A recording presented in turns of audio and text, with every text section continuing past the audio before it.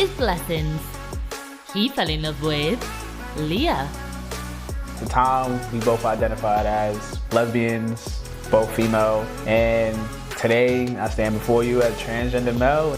Some of the judgment that we face have been more so along the lines of, you're not a real man, this is not a real relationship. They don't know us, they don't know anything about us. It's just disgusting. I'm gonna be calling my mom to really pick her brain to see how she truly felt about our relationship and my transition. How did you feel when I was on the corner talking to you on the phone and told you, I'm not your daughter, I'm your son, I'm transgender? Honestly, I was hurt.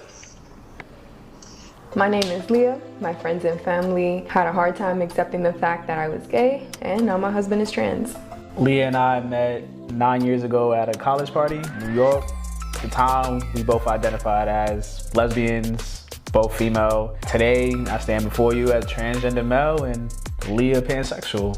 I first realized I was transgender in high school.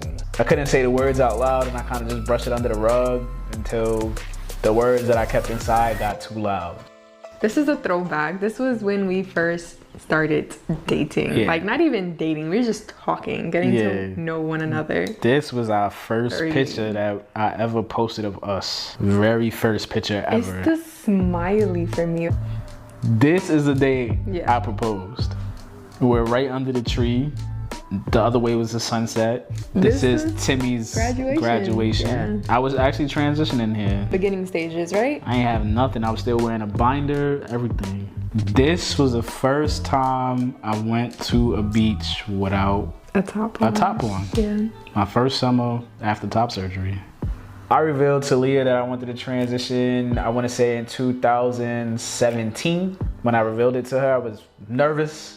You know, I was petrified. I thought I was going to lose the woman that I truly love. I had no idea Bless wanted to transition prior to him telling me.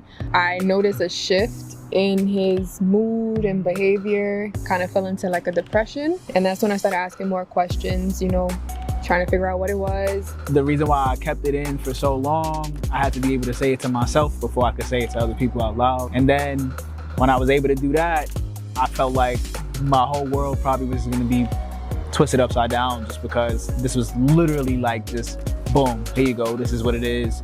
And even though you didn't meet me like this and this is not what you signed up for, you might leave me. So it was always that risk factor, which is why I kept it from her for so long. With my sexuality, once I realized nothing's changed with the way I love him, it made me put things into perspective. And I was like, okay, this isn't bisexuality, and I'm obviously not a lesbian. So what am I? What am I? What is this? And we did some research and I found out that I was pansexual. See, all this right here is just perpetual confusion. Confusion on top of confusion. Because she talks about how, well, I can't call myself a bisexual and I'm not a lesbian. I mean, you started off as a lesbian with this girl. Like, what are you saying? You're trying to convince yourself that you're not this just based off of the transition of this girl, even though it's not like scientifically a transition. Like, you were born a girl, that's what you are. Even if you transition, that doesn't make you the different gender that you wish to be. You still that. It's just that you just had an operation, and all it does is feed your delusion and your insanity and your identity disorder. That's all it does. Pansexuality is someone who's into all things, not just quote unquote non-binary or transgender. It's just crazy confusion. And every time I do videos like this, it fucks my mind up a little bit because this just shows, it gives an example of Babylon. That's what this world is. This world is confusion on top of confusion, not just general, because there's many different aspects and layers of it. It's just so crazy, bro. It's so crazy. Let's continue on.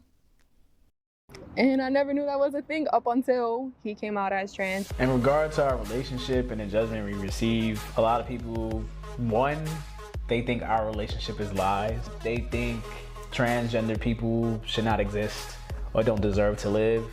They think our relationship is some sort of fluke or glitch that's not supposed to exist as well. Some of the judgment that we face have been more so along the lines of, you know, you're not a real like man, this is not a real relationship. What a strange world we live in. Very strange. Degeneracy, they don't know me, so how do you know if I'm a degenerate or not? No such thing as trans, just as men and women. Personally, I'm the type of person, I don't care what people think. I learned that very early. So when he was feeling kind of down about, you know, some of the hate comments, I told him, like, they don't know us, let them hate. Why read the comments if you don't care what people think? Why read the comments?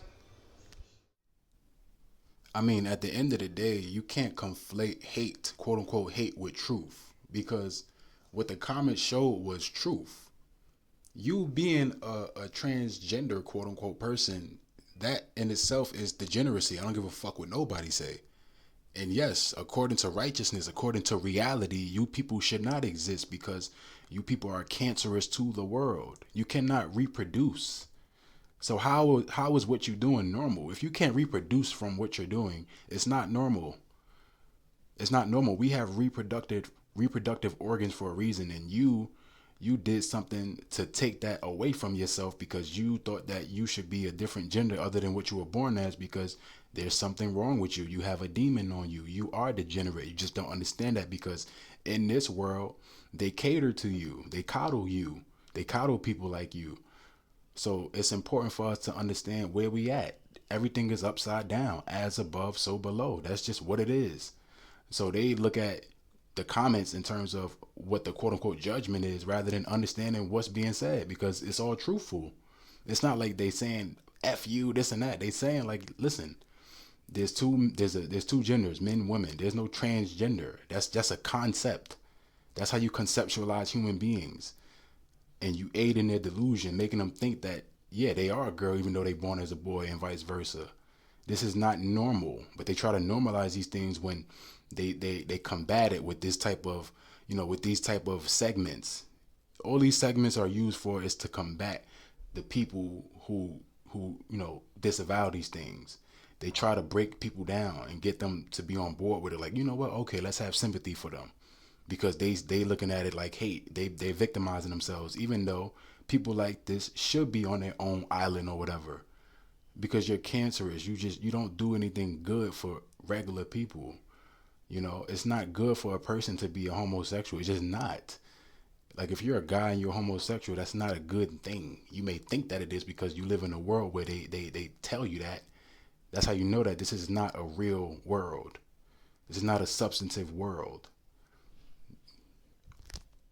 With Bless's transition, there obviously were a lot of changes. Facial features kind of broadening, the facial hair on the body, him losing some physical, like hips, not having breasts anymore. None of those things made me love him any less. When I first met Bless, there was no problems with the pronouns she, her, so I had to adjust. And I lived with him, so I felt like it was hard, and I felt so bad every time I slipped up. When some of his features started to come in, like the facial hair and his jaw started getting a little more stronger, and I saw certain parts of his body kind of going down, and he didn't have the breasts. It's like, what I look like calling you she? Yeah, and my it voice don't fit. too. And his voice started getting deeper too. So over time, it was just easy, and it just flowed, and it feels fine. And this is why I say, like, the woman at heart is like a child. She just is, because she gets on board with things that don't make sense. And not even just not making sense. It's more like make-believe shit. Like, this whole transgender nonsense is all make-believe. It's conceptual. Like, a lot of these females, they into concepts. They're not into reality and, like, what's innately, intrinsically natural. They just not really into that unless they brought up in a household that's substantive for the most part, But these chicks, they just like to play make-believe. They love delusion. They love lies. That's just, it is what it is. It just shows you, just based off of what she just said. It's so crazy, man. Like, wow. The delusion and just the confusion when it comes to the battle between her mentality. Because she says, oh, it's hard for me to call this person a she, even though this person was born as a she. And what makes you adjust to calling this person a he is based off of her conceptualizing herself into something else, based off of a change in appearance, even though it's not natural, even though it's not a real thing. This is why I say what I say, man. He did come out as trans. He wore like baggy shirts to avoid his chest from showing. And after he got top surgery, My he test didn't was need out, the boy. tape. Before I transitioned, I had this sweater, this jacket, this hoodie. This was my go-to hoodie because it was so loose. It wasn't form-fitting. And it would hide my chest well. Some of my clothes I still have, they just fit in a way that I feel more comfortable with now. My friends and family, in the beginning, they were a bit skeptical. They didn't know if she'd stick around or if I was gonna take her seriously. I'm gonna be calling my mom to really pick her brain and see how she truly felt about our relationship and my transition. So we're gonna ask you some questions and you gotta be honest. When Leah and I first got together, and like, what did you think about our relationship or any concerns? Well, in the beginning, I was concerned because of the way you were. You wasn't like, let's just say, I didn't take you serious with Leah because you was in school, you was partying, you know, you was doing your thing. And then after a couple of months that I saw how serious you was, I was like, maybe she is the one that could, you know, straighten you out a little bit. How did you feel that day when I was on the corner talking to you on the phone and told you I'm not your daughter, I'm your son, I'm transgender? Honestly, I was hurt. And the reason why I was hurt, like I told you before, was because I couldn't have no more kids. And the daughter that I had wasn't going to be my daughter no more. Did you have any concerns about his transition and what that would look like? Yes, and the reason why I was concerned because I thought we was gonna go through the whole transformation. But it didn't go that way because I read up and I saw videos of what could happen, the after effect, and that worried me. But when he said that he was just gonna do the breast part, I was okay with it. How do you feel like about Leah and my relationship now today? Like, oh, I love it. I feel that you build a beautiful relationship. You'll help one another. When y'all go through your up and down, you know, that's only for a couple of hours and you'll wind up talking about it and building your relationship back and it gets stronger. Bless has changed my life for the better. Just allowing me to work on myself as an individual so that way also our relationship can grow, our marriage can flourish. Leah has definitely become the epitome of the woman that I want to be with, spend the rest of my life with. Our relationship works because we don't adhere to society when it comes to us. We do what works for us, no matter what it looks like to the outside world. Hey, man, do what thou will, I guess, right? Do what thou will. Do what you do. Do what you want. This world, man, it just shows how much this world is in trouble. And that's a good thing, man. We should rejoice because all these things tell us is that the time draweth nigh. That's all it tells us.